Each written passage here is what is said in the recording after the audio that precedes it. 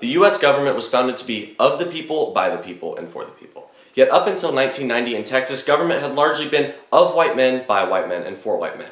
However, Ann Richards, a former school teacher with her silver tongue, set out to change all of that. She gained national popularity at the 1988 Democratic National Convention with her zinger, "Poor George, he was born with a silver foot in his mouth."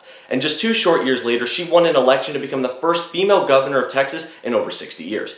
Although Governor Richards had many policies, she mainly focused on 2 things: opening up the government to women and minorities, and education. And it will be those topics that we will focus the speech upon, and also how we have strayed and stayed to her vision of Texas as a whole. When Ann Richards ran for governor of Texas in 1990, she promised to increase the role of women and minorities as part of her plan for a new Texas. Up until that point, women and minorities were often treated as second-class citizens in and by the state. But when Richards was elected, she appointed the most women and minorities to her cabinet than any other government positions, more than any other governor ever has in the state. With her help, the economic and social standing of women and minorities improved significantly in the state. In addition to opening up minorities and women's opportunities in the state, Ann Richards focused on improving education for young Texans. Many people in Austin are familiar with the Ann Richards School for Young Women Leaders. This school is dedicated in honor of her and combines her goals of improving education in the state and improving the lives of women. I believe that if Ann were alive today, however, she would be disappointed in the state of education in Texas. Texas ranked 31st in 2015's school system quality rank. I may not yet have a high school diploma, but even with my Texas public education, I'm pretty sure that 31st out of 54 states is below average. Yeah.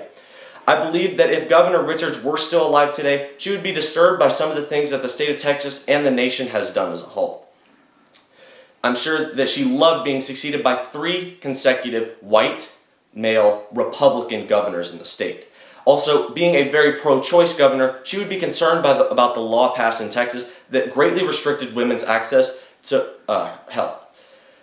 Although this law is being debated in court, and we will see what happens. Now, speaking of court, I'm sure she would have just had a field day picking apart our Republican-controlled Congress about their refusal to confirm Obama's nominee for the Supreme Court, Merrick Garland.